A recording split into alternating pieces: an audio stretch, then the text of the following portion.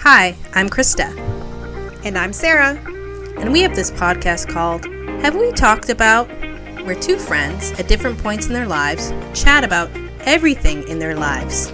From current events to pop culture, from self-care to self-indulgence, and everything in between. Join us weekly to see what we talk about next.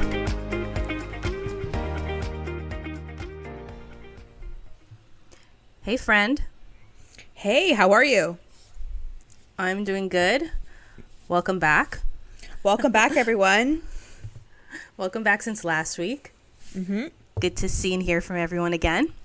Absolutely. So, Krista, what are we chatting about today?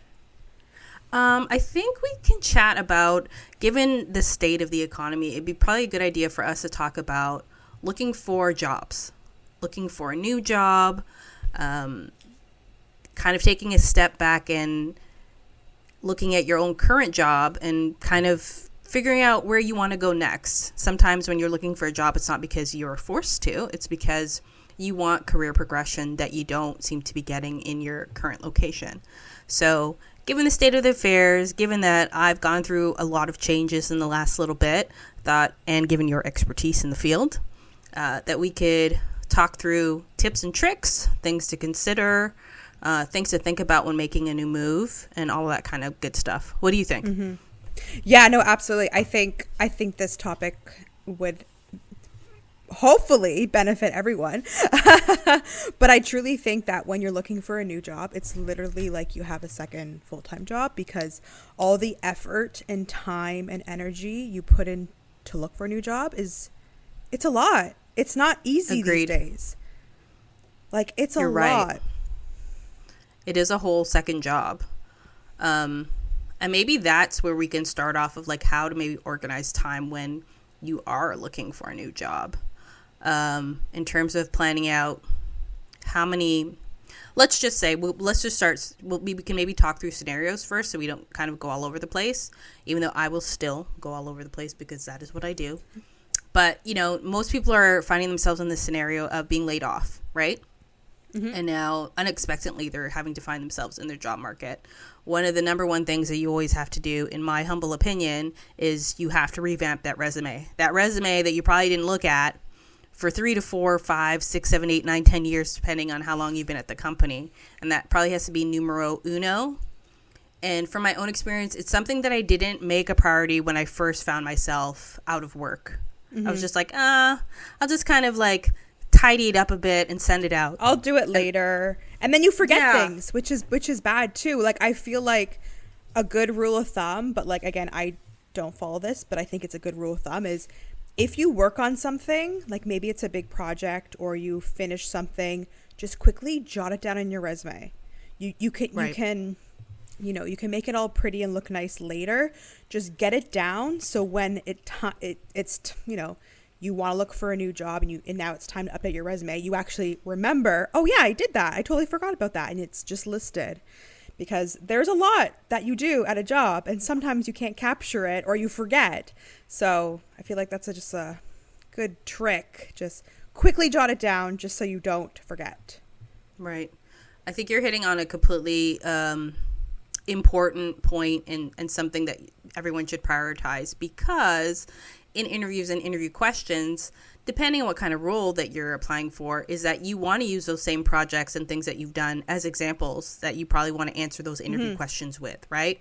Like mm-hmm. they want to know about your experience, so those projects are going to directly relate to your experience. Sometimes they may not even answer the question directly, but just the fact that you can talk through a process improvement, a project, an enhancement from end to end shows them that you're capable of doing the job. So having said that, given your expertise, Sarah, what do you think is valuable in putting in a resume? Like, I'll take me, for example. I do a summary of like my role in my resume, but I also kind of highlight achievements mm-hmm. to like call out projects so that even from the recruiter's first look at my resume, those are already there. It's good. It keeps it top of mind for me. But from your side of things, what do you think is important that people do tend to overlook?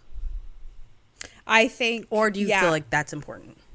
I think achievements are important, and to highlight them is very important, because at the end of the day, whoever is looking at your resume, scanning your resume is only looking at it for a very brief period of time. So if you can really lay out in a nice, easy way for a person to really, capture or understand what you're doing, I think that's great. So if you're highlighting your achievements and then a few duties, if you're highlighting quick education, if you're highlighting some special projects, I think that's great because, again, the individual looking at it is just going to be scanning it real quickly. Totally. I think also something good to add that I've started to add in recent years is all of the softwares and programs that you're familiar with. Especially for newer organizations, maybe the more established bank/insurance companies may not, feel as much value in that. But knowing that you know new software, you're willing to learn new software, I think is becoming a big one. For newer generations, I don't think that they have spent enough time learning like Excel and things of that sort. I've had many an employee in my time in their 20s where I had to walk them through setting up like a spreadsheet. Right. And anybody that's worked in like a lean company is that you don't have all of the tools and bells and whistles to be able to like compile data, have a database. Yep. Like those are literally, as we know, Sarah, are on Excel spreadsheets. Yep. So learning those skills for people new in the job market, I think is super important. Or and Google I have Sheets. That. Yeah, no, for sure. And I have that section on my resume as well because I think it's very important. And I think if it's a company that the first step is like when the computer scans your resume and, picks out those keywords, I'm assuming some keywords are going to be related to the job description. And I'm assuming in the job description, they're going to highlight programs and softwares that they want you to know. So I think that's great. It will capture everything. 1,000%. So that brings me to my next kind of, I guess it's like people have been calling it like a hack. And I guess it's a question of whether it's an ethical hack of taking the job requirements of the posting and putting them in the footnotes of your resume so that the algorithm will pick it up for the HR recruiting software. That's just like intense. I feel because again, how do you know if a company's doing that? They might not do it. And are you going to do that for every job you apply to? Like that's a lot of time. Is it going to be all, and then it's going to get, you would like hiding it in all like white font so people can't see it? Correct. You're bringing it down to one point and you're hiding it in white so that in the event, I mean, at the end of the day, and I've only worked with one HR recruiting software when I had to hire contract people before. So I'm not a recruiter by any means, but I've hired a few people in my time. Unless you're putting in those specific keywords that are in that job description and requirements, which very rarely is the case as a recruiter, you're probably not going to pick up what that person has posted in the footnotes. I have posted the job requirements in the footnotes of a resume before to see if I would have any difference in terms of like application, screening, interviews, and things of that sort. I would say that it's hit or miss. It doesn't automatically get you an interview. But sometimes it does. At the end of the day, the screening interview still needs to speak to, can you do the job? Well, exactly. And I feel like if you truly can do the job and if you are truly qualified for the job, the computer software is going to pick that up from your resume. So you don't have to do that hack. That's what I think. But, try. Yeah. Might as well, I mean, it doesn't hurt, right? So like in a sense, like it doesn't hurt. You're not claiming to do the job. It's not in your job, in your resume, saying that you've done things that you haven't done. You're just trying to do something to lift your resume to the top because sometimes there's 500 applicants for one job, right? Totally. And you want to find yourself like at the top of the pile. So I would say it can help you maybe get a screening interview, but it won't, if you still can't speak to doing the job, it doesn't matter anyway. Exactly. What I do find helpful in it though, in the times that I've done it, is that the job posting is already closed by the time the recruiter reaches out to you. So sometimes it's not easy to find what the job is. So if you can go back in the resume and like go back to the footnote to see what the requirements were, it can kind of sometimes jog your memory as to what they're asking you for, and that can kind of help you prep for an interview. True. That's a good call out. That's a good call out, because some of them are closed, and then they reach out to you and you're like, oh shoot, I can't find that job description anywhere.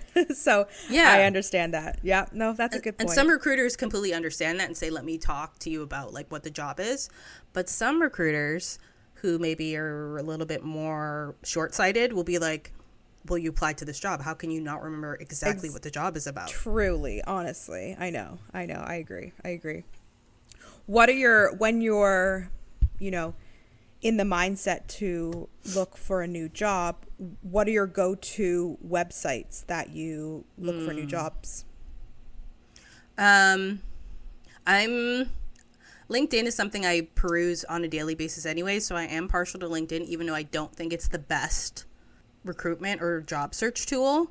It's just where I don't feel like learning and navigating something new, and I already kind of have like save searches or things of that sort that I can rely on when I do decide that I want to like look at a new opportunity. Yeah. Also, LinkedIn has the easy apply. Yeah, I know. Totally. My second one would probably be Indeed. Though I think as a user experience that leaves much to be desired. There's a lot of junk job postings that are in there a lot of the times that you have to kind of filter through. Yeah. Those would be my two. There were hacks that I used to do where I would just go to there was a URL that you could put into your search bar that would, based on keywords, you could go into like the Smart R Recruiter, or what's the other one called?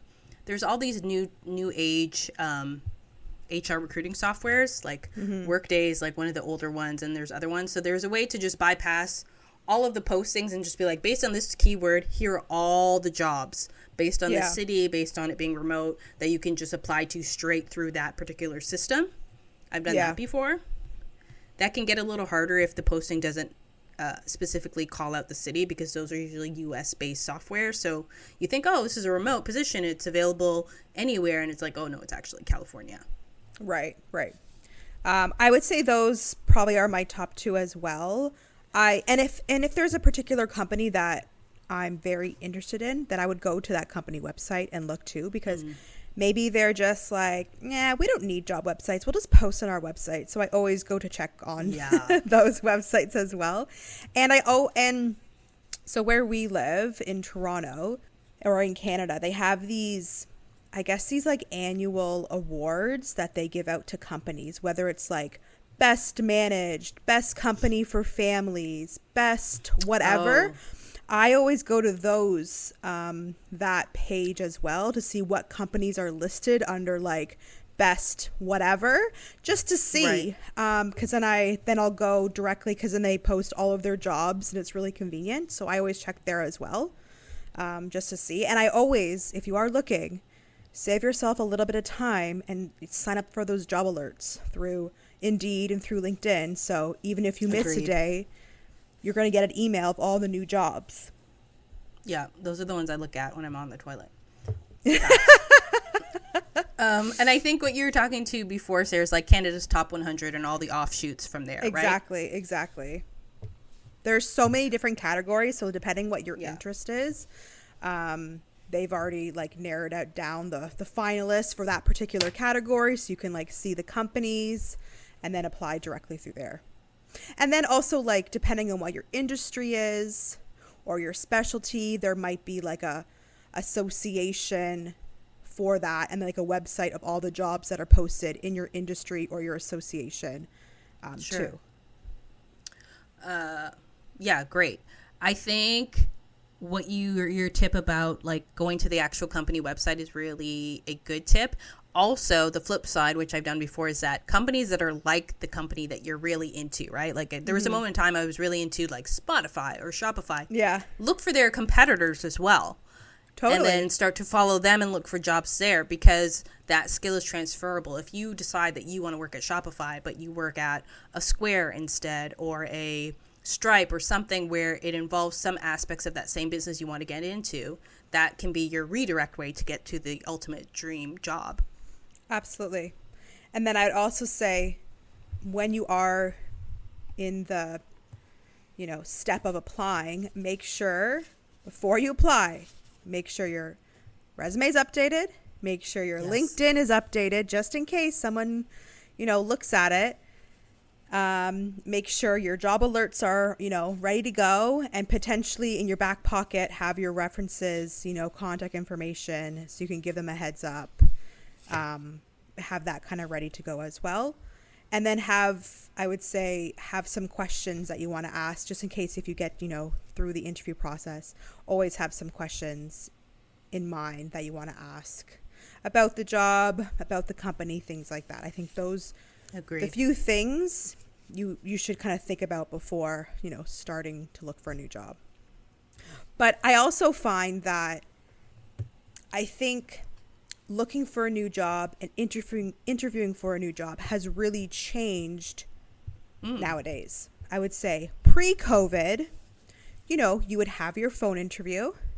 Mm-hmm. But then like the next interview would be you would go into the office, you would go into the space, you would have an in-person interview. That's right. Nowadays, that's mostly over Zoom. So that has completely changed the interview process. Agreed. Do you think in a certain way it's made the recruitment kind of faster because you're able to schedule these things in a quicker time frame? Maybe scheduling faster and maybe easier for the candidate to, take a quick half an hour during their workday to meet with that potential, future employer. I think it's a lot easier on candidates nowadays. And I think it's also a lot easier on employers too. They can just quickly schedule, back to back to get it all done with. But I think there's pros and cons to both. I think there's pros and cons to going into the office, seeing the space, seeing the people, the vibe. seeing everything. But then there's also pros and cons of having interviews at home.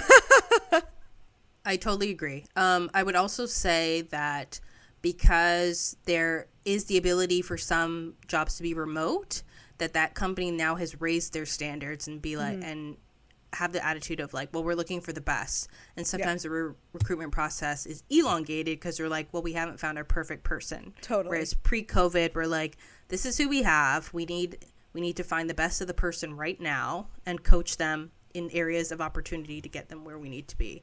Whereas there was a point in time where they're like, well, if we have all of this surplus of people looking for jobs, why don't we just try and find the best possible one? And then that just creates obstacles for that candidate to get through. Yep. Which leads me to my next question of like, how many interviews or rounds of interviews are too much? Oh my gosh. Like, I feel like anything above 3 to me is ridiculous. Well, I'm not even including and I'm not including phone interview. Phone interview is just quickly going over the basic stuff. The screen. Yeah. I would say I don't think you really need more than 2 interviews with your manager, your team, whatever. Again, if you had a higher level, fine, maybe 3, but that is the max. I don't think you need any more than 3. That's a waste of everyone's time. I agree completely. 3 including the screening. Because if you need that many people to be okay with the decision, then there's something wrong with your decision-making capabilities. Exactly. And you're going to lose candidates. Sorry. Exactly. People can't afford to wait. People also can't afford to do case studies. What's your feeling about case studies as part of the interview process? I mean, I graduated from university a really long time ago, so it does feel a lot like university presentation where it's like, here's a problem, tell me how you'd solve it. Yeah. And it's like, if in my interview answers you weren't able to clearly identify how I solved problems, it stands to reason that maybe you and I are looking at things from, opposing perspectives. Which also speaks to interviewing is not only you being interviewed as a candidate, you're interviewing this company being like, can 100%. I really be into this 100%? Like, is this my vibe? Is this giving me what I need? I've pulled out of a couple of jobs where I'm like, based on the interview process alone, I'm like, no, this just is not going to work for me. 100%. Same. You have to, for yourself, like, do I potentially like this person as my manager? Do I like the way they do things? Ooh, do I vibe with this team? Do I like certain things about the company? 100% you are. It's like a interview on interview. 100%. Right. And yeah, you pull out if you need to. At the end of the day, you need to determine to look for a new job when you are not too desperate. You can't get to that moment when you're too desperate because you hate your job so much and you'll take the first thing that pops up. You need to find the happy medium when you're like, okay, I'm okay at my job. I'm okay. I'm sort of happy, but I want a new job. But you have to, you can't be so desperate. You're like, yeah, I'll take it. It's fine. I need to get out of this place. You right? Definitely. If you are in a position where you're leaving a current position for a new position, you should keep those things in mind. Granted, you never know. You don't have a crystal ball. But also acknowledging the fact that if you need an income and have to take whatever you can get, we're also acknowledging that too. Totally. But if there's any wiggle room for you to be in control of it as to when you start a new job, how you do that, by all means, if it doesn't feel right, it's not right. Yeah, I agree. But also, speaking back to like always having your resume and your LinkedIn updated, you also don't want to be in the position of always having to actively look. You want people to find you too. Yep. And having an updated LinkedIn profile, not a resume obviously because that's not posted publicly, is imperative to being able to have other recruiters find you. In the last few jobs I've had, I did not apply for them. They came to me for it. So there's leverage in that, and it takes away a lot of that work of job hunting and searching. Now, will they be the ones that you want? Maybe not, but interviewing still in itself is a practice and a skill that you need to work on. So even from that perspective of taking those interviews is super important. Now, those are the ones where they want you to jump through hurdles and do 4 and 5 interviews. You can bow out because, again, you weren't invested, right? So it's leveraging all those different tools that you have to be able to like build up your interview skills and your resume and still get what you want. Yeah. I also find a tip and that I do. So if I apply to a job and then I'll go to the company's LinkedIn and I will search through the people to see if I can find those people on the team. Then I'll go to those people's LinkedIn profile to get a better sense. I don't know about that. I don't, but I just kind of like me. Yeah. But I try to get a better sense as, okay, so what do they do? Are they doing a similar job to what I'm applying to? Maybe great suggestion. On their in their like responsibilities and duties, they've listed more things that weren't on the job description. So I just try to get a better sense of the job and the team itself. I also like to go to, I'm pretty sure it's called Glassdoor. But I take it with a grain of salt because former employees and current employees will sometimes list, perks about the job, cool benefits, interview questions, things like that. So I usually like to also cross-reference that page to see like, oh, so they maybe asked a question about this. Maybe I can quickly think about how I would answer it like that if they do ask me the same question. Agreed. I think there's a lot of also tech type websites that also can give you that same type of information, like Fishbowl, and there is like a pay scale, I think. One that gives you a high level, even though it's specific to the US, is H1B1 data, which gives you, for those where they bring in people from other countries to work, it's usually like a Google or a Facebook, they will post the job title and the salary and the city it's in to give you an idea of like, based on cost of living, what kind of range you'll probably be able to ask for, because I think that's another thing we don't get a lot of transparency into is salary. Yeah. And understanding how to ask for the right salary and make sure you're not like lowballing yourself or posting something too high that you're just taken out of consideration completely.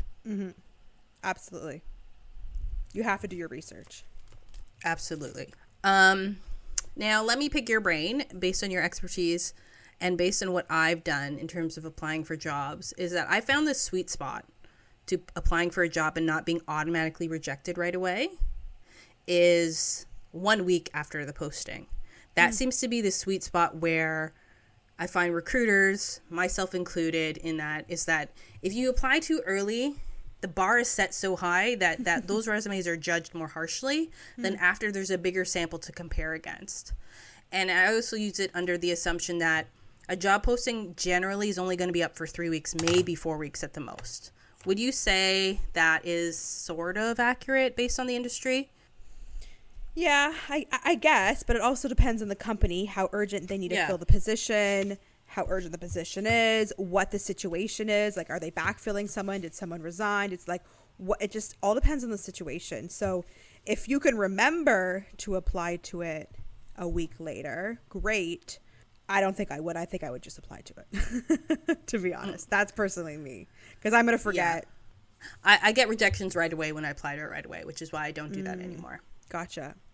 Well, but then again, that could be, it can be specific to your niche or your skill, but a week is still enough, I feel like, where the posting is not going to come down yet, but there's enough of a sample size. And LinkedIn tells you how many applicants, at least via LinkedIn, have applied, so that's helpful to get a sense of like how big the pool is. That have clicked. I don't know if they've applied. Right, correct. They've clicked. Correct. Yeah. But at least it gives you a sense of interest, so it's gauging interest. Yep, valid. Totally. I feel like the big question nowadays when you're going through the interview process is people want to know what is the, depending on the job, but if it's a corporate job, what's the working arrangements? Is it in the office? Is it hybrid? Is it remote? So make sure you know what you want, and if they don't bring it up, ask the question. Also, one that I don't think gets any love that I've recently encountered is, what the heck is a dress code for those that are hybrid? Valid. Some companies have had to do that pivot, and they've not been able to provide a dress code based on that. They've become more relaxed in what they expect in the office, but they haven't formalized that. I've definitely come into that struggle of like, how do I dress to go into the office? Coming from startup companies where I would wear jeans, right, and going to other more established companies where they probably had like a business casual dress code. Right. So that's something also to keep in mind if you are taking like a hybrid or return to office role, because they don't talk about that right away like they used to. Valid. And that would not be listed in the job description. That wouldn't be listed anywhere. So you have to ask the question. That's valid. Also, what kind of PTO are you looking for? That will be crucial. I think before it would just like you accept whatever you could accept, knowing that you build your tenure to like get more vacation.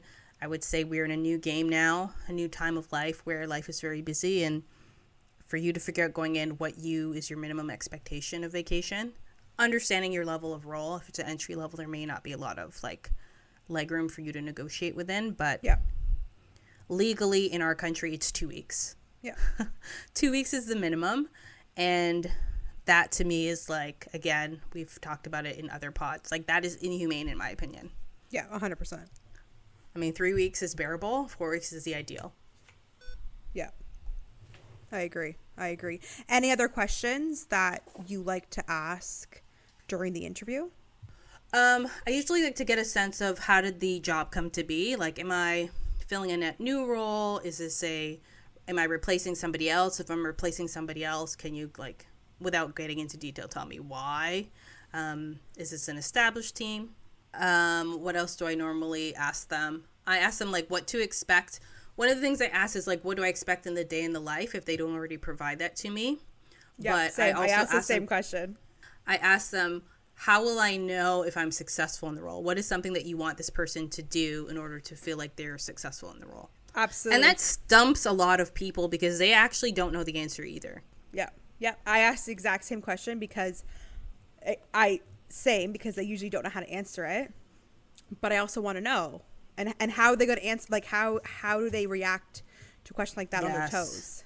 Right? Yes. I've had somebody give me an attitude when I asked that question before, and I was like, oh my God. It was years ago, but it really tells you where it's like this person is coming in judging. Here's the thing about recruiting is that let's not judge these people, these candidates, with a different ruler than we're judging our own employees, because the expectations are so high for these people to come in, be superstars, and we know within that organization we're always bumping across the Susans, the Steady Eddies that do not exceed expectations, are just there, probably should be managed out and are not. So for you to expect something so much more from someone coming into the company when you have done nothing with that person who's been there for 5 years is unreasonable at best. Yeah, I agree.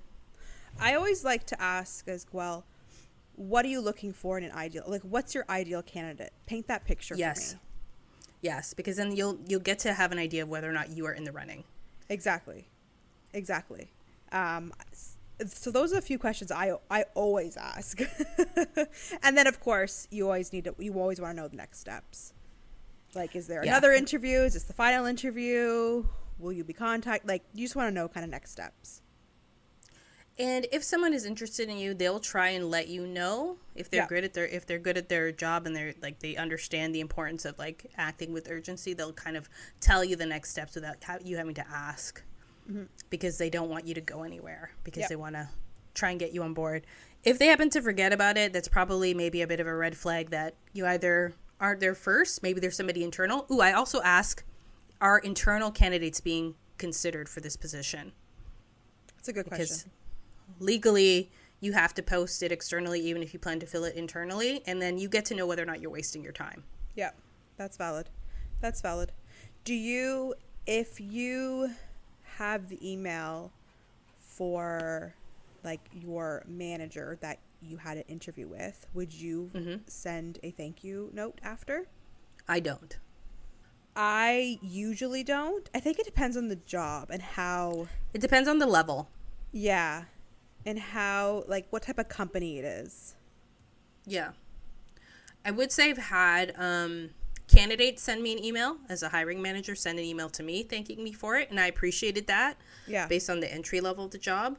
But me, who's maybe going for a higher level role, not quite a C-suite, but, senior leadership role, I'm not going to reach out to the VP afterwards and be like, thanks for talking with me, because it's implied. Yeah. Totally. But there's merit in doing it for those levels that are below. Yeah. I just think at a certain level, somebody applying for an executive position is not going to follow up to the CEO or the president and be like, yeah, good chat, thanks. Yeah, totally. Because people at that level are busy. Yeah, no, exactly. And they get 1,000 emails a day. So, yeah. And also, if you are the successful candidate and you do get an offer, congratulations, read it over. And always negotiate. I don't care what you negotiate, just negotiate something. Because this is your time. Yes. You will never have another opportunity to do so. This is your time to get what you want, or to even increase the comp a little bit, increase the vacation time a little bit, increase, I don't know, maybe the benefits. Maybe you can get it day one rather than wait 3 months. There's so many things that you could potentially negotiate, or I even ask the question. So regardless of what you get as an offer, even if it's great, negotiate something. I agree completely. I've always negotiated my salary after the offer. That's something I always do to see, especially if it gets to closer to, this is my strategic way of doing it. If I'm getting hired at the end of the year where I know I'm not going to get to go through an annual merit increase because I've missed like the hiring cutoff, I will negotiate for what I think is a little more than whatever the standard increase is, so that I don't lose that cost of living increase. At a minimum. Because then you're already behind, right? Like, you'll have to wait till the next year, and then you've lost out on that extra bit of money. So you won't be as powerful in that role as you are before you start the role in being able to negotiate. So you should, like Sarah said, you should take advantage of that to the fullest. Don't be unreasonable. Yeah, no, don't take like a $70,000 a year job and be like, oh, well, I think I want $100,000. What are you guys going to do about that? It's like, okay, you're being an idiot. Yeah. And again, there's different things you can negotiate. If you're comfortable and you're happy with the salary, it's more than what you told the recruiter in your first initial phone screen, fine. But look at other things that are listed. Look at the other perks or the benefits or the other things that are listed, and potentially negotiate on that. When should someone, in your opinion, who's already in a role, seek career progression? So you've been in a role, you've been in this role for 3 years, you don't see any growth.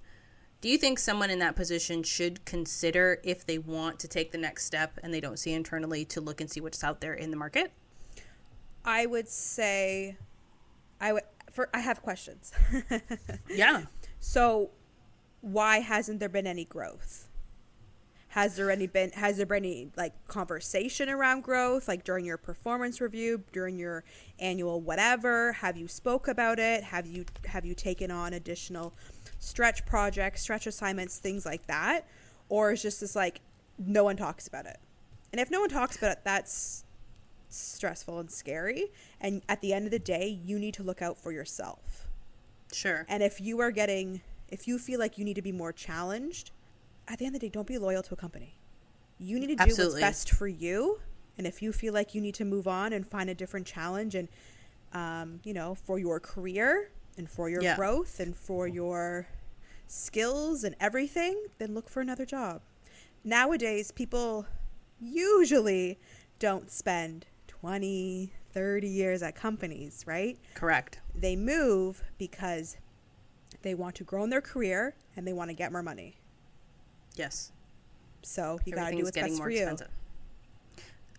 I agree. I think that everybody should see a change in their career every 2 years, given the rate at how fast things are moving. Taking into consideration that some people love what they do and they only want to do that and they only want to feel comfortable in knowing exactly what they need to do every day. And that is completely fine. For everyone else, you should see something move the needle a bit. And if it's because your boss needs to justify headcount, you're in an area of the organization that doesn't normally see a lot of money float its way, usually in some type of operation supporting role or maybe even finance.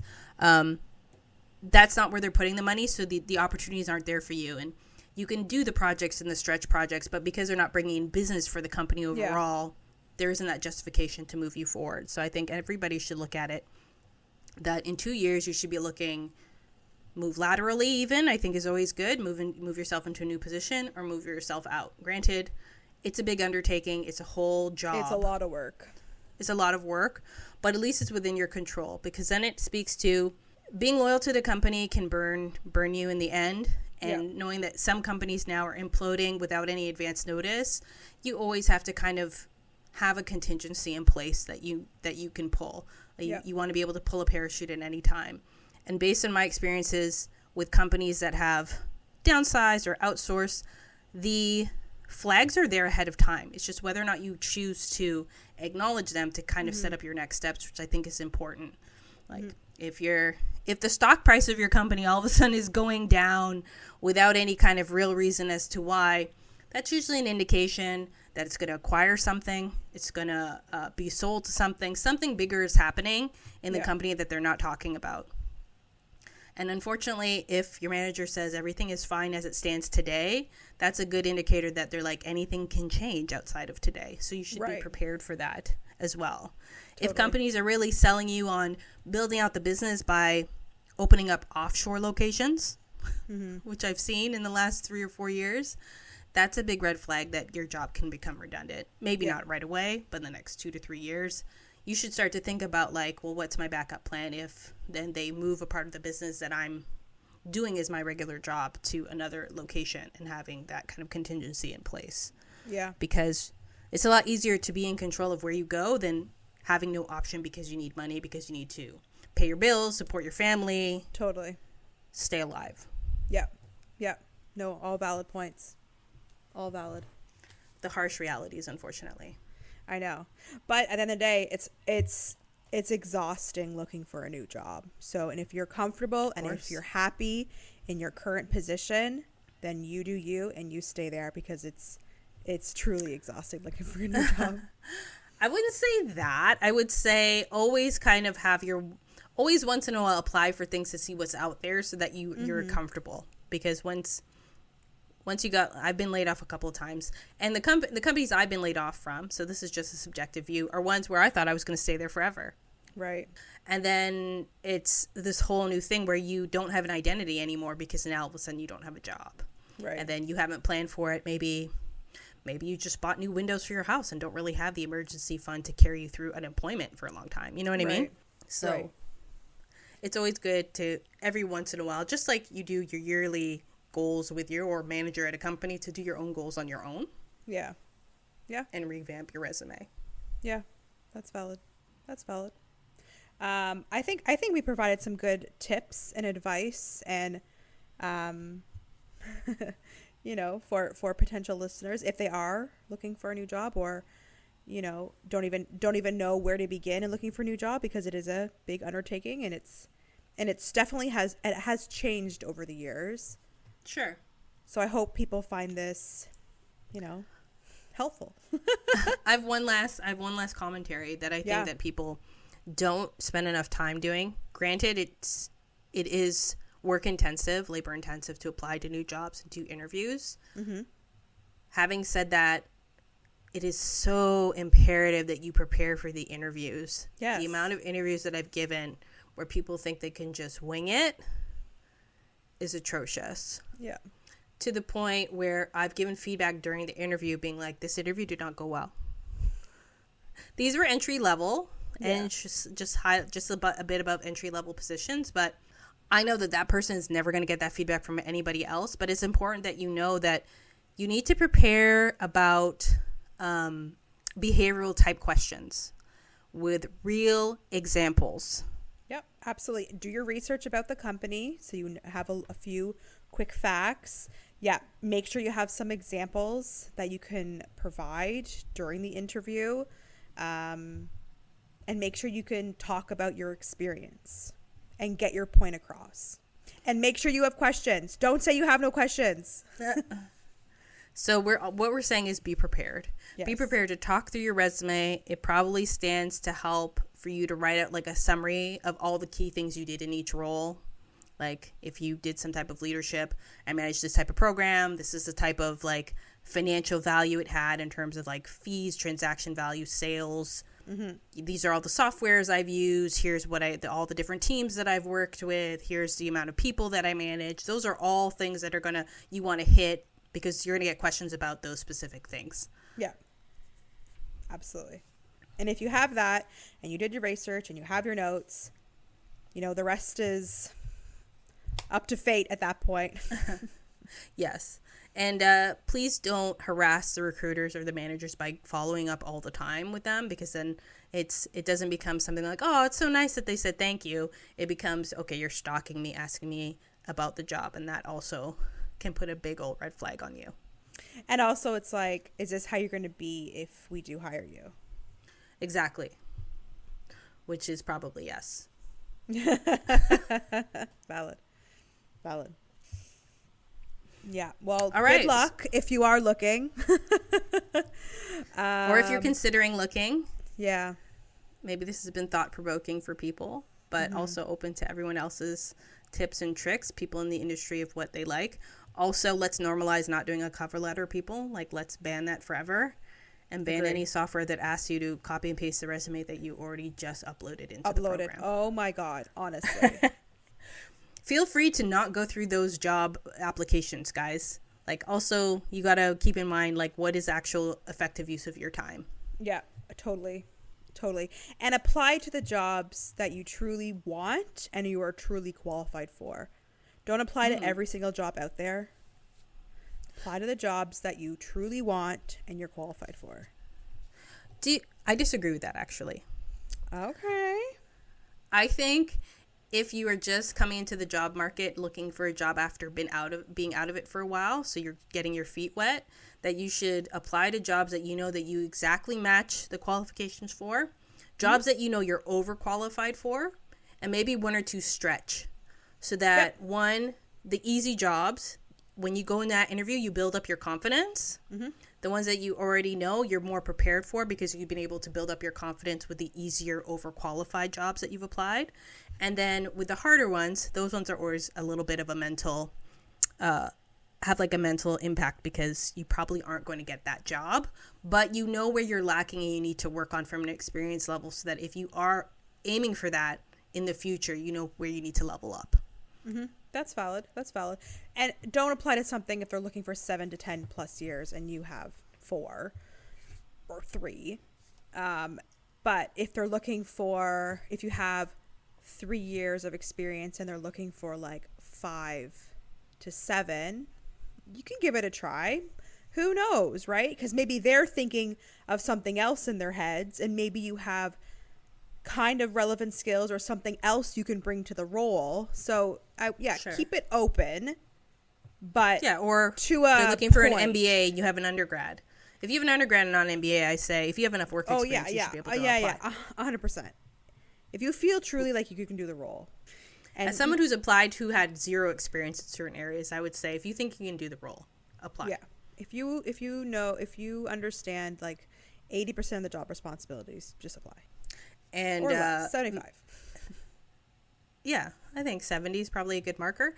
Also, mentally prepare yourself for rejection because that's the hardest part. Just like be like for every 10 applications, like you're probably going to get one call back. Like it's kind of a depressing process because you get so many rejections or they ghost you or whatever. Like it's truly very challenging. It's an emotional roller coaster. It's like dating. It's just the same. It's literally the same thing, which is why LinkedIn is the new dating website, apparently. Yeah. It's the same thing.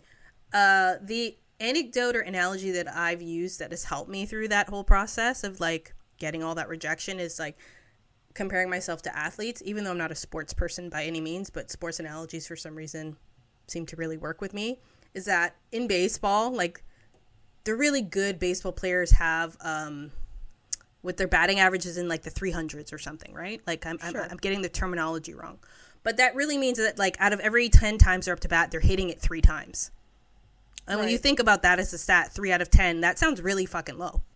And I'm like, if the people who are the creme de la creme in their area of sports, and that is what makes them amazing, then I know that 1 out of 10 that I'm actually going to get a hit on in like job prospects isn't that bad.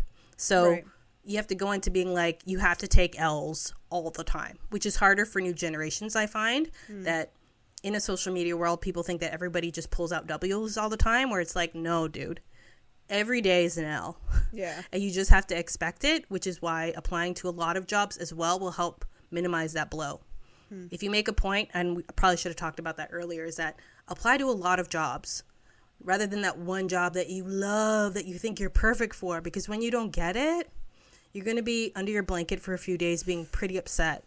But if you've applied for 10 and then you get the rejection, you're like, oh, I don't even remember applying to this or applying for it. And it minimizes the blow, which is also how I approach dating. But that is a different podcast entirely. Yeah. Because I feel like in some jobs you apply to, and maybe you don't even make it to like the first level. Like, why don't they just decline you so you know? Or you don't hear you have a phone interview and then they don't decline and you're like, am I still in the running? Or you have a first interview and then you're like, hello, am I moving forward? And then they just don't say anything. And I'm like, so rude. Yeah, after, I think, as someone who's had to recruit and had like 500 people apply for a job, I can't say no to all those 490 people who've applied just for the screening. However, anybody that you've screened should get either the move forward or we're not going with you at this time. That should be the minimum expectation. Should be the standard. It should be the standard, and recruiters should really be held their feet to the fire for that. And I'm not saying it's not a hard job, but as someone who did do their job and my own job when I had to recruit for contract, it's not impossible to do. But even when even if recruiters don't move you forward for the phone interview, depending on the system that the company uses, if they move your application to like rejection or something, systems should automatically send you an email being like, you know, you have not moved forward, That's what I think. Like, so it's not the recruiter's not sending personalized emails. No, it's just you're going to get like a system email just saying like, no, just so you can just be like, okay, that's fine. Moving forward. That's what I think. I'm trying to remember the one that I used, and I don't think it allowed me to move it to like a rejection where it would auto send. It was something I had to program. So I didn't, because I'm like, there's 500 people here. I can't break the system by sending them. But I completely acknowledge that we should probably do that more consistently, because then people can move on. Exactly. But I would say if you don't hear about a job you applied for within 3 weeks of applying for it, unless the job is still open, it's a done deal. You got to move on. Yeah, for sure. Absolutely. And, you know, look in your network, see who you have on. Yes, build your network. see who you have. Maybe you know somebody that you worked with 3 years ago that works at a company that you applied to. Like, who knows? Use the people that you know or have worked with in the past to help you. Yeah, and your family, maybe even an aunt or uncle that's in your industry as well, that can maybe like point you in the right direction, point you to the right people to talk to. Exactly. Yeah, it's not only about applying to jobs, it's also about building a relationship. So there's nothing wrong with like emailing people within your network, a cold email being like, I would love to just grab 30 minutes of your time to kind of talk about your role, the company's role, because, you know, I'm interested in it, just to have your name out there before you even apply to a job. Maybe they don't have a job there yet, but maybe they will. Mm-hmm. And they for me, it's like you try and think of people you know first for a job versus strangers, because there's an element of trust there. So if you can work on building trust and rapport as well, that will definitely help in the long run. Mm-hmm. Mm-hmm. Well, I think we've given all of the hacks that we possibly can give here. I agree. I think they've been really insightful and definitely are things that people should take heed of. Good luck. Don't take it too personally if you get rejected, and just keep moving forward. And don't be afraid to take breaks if needed. If it mentally becomes tough, there's nothing wrong with just taking a step back so that you can clear your mental. But we're always supporting you guys. Definitely let us know your thoughts and your feelings about it. And then I guess until next time, Miss Sarah, I'll see you later. Sounds good. Bye. Bye-bye.